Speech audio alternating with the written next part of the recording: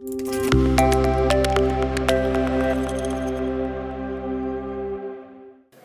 Don, like EDF, the Duplass has a global remit and is increasingly focused on internationalisation. What are some of the initiatives that are driving engagement in the developing markets across the world? Okay, so yes, EDF is global, but so is G Plus is moving into a global market now. The great thing about G Plus is that it's established. It's already had a number of years of practicing in Europe. It has a clear mission. It has a clear remit to improve safety in the offshore market. So it's moving from a position of strength and experience into what is now a global market in offshore wind. So the key initiative as we move into this new area is creation of these focal groups. So how do we take the message, how do we take the information, the mission of G Plus into these new markets? So the creation of focal groups in emerging markets is new. We've established one in the Asia Pacific region, but that's a big area and that's quite diverse. Diverse cultures, industry is at a different pace in different countries.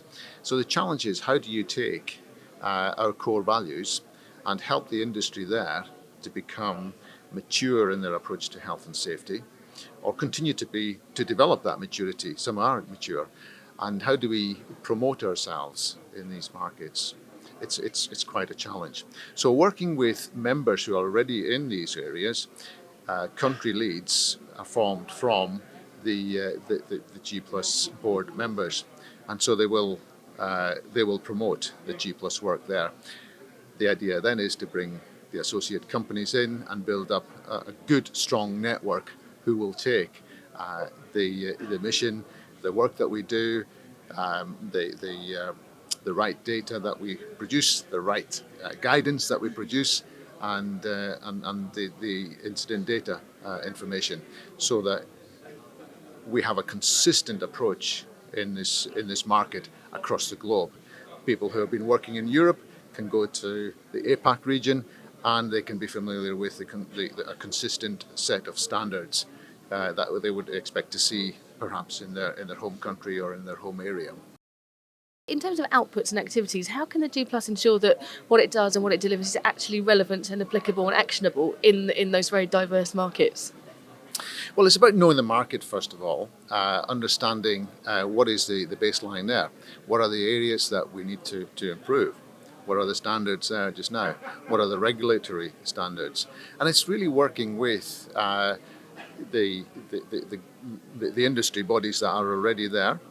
It's working with the developers that are there. It's working with the supply chain that's there to understand what the needs are. And if the guidance that we have, if the good practice guidance that we've produced is relevant, that's great. If it needs improved, we may need to improve it. One of the things that we are doing is translating it into the key languages that are used in the industry. So that's helpful.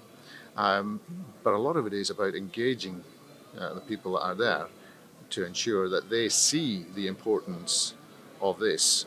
We want people to be inspired to lead safely, to change the game, and as I said, to be consistent in the way that the industry approaches health and safety in these countries.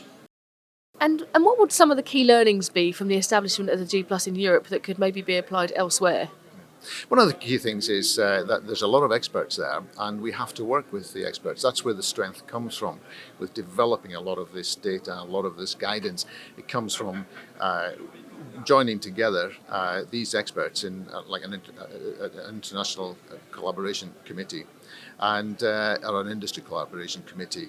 And that really brings together a lot of the key data that can help really establish things well in some of the emerging markets like the US, where the next focal group will be set up. So working with them to understand what is already there, where this may be a gap, and how we assess that risk and produce a guidance that addresses that.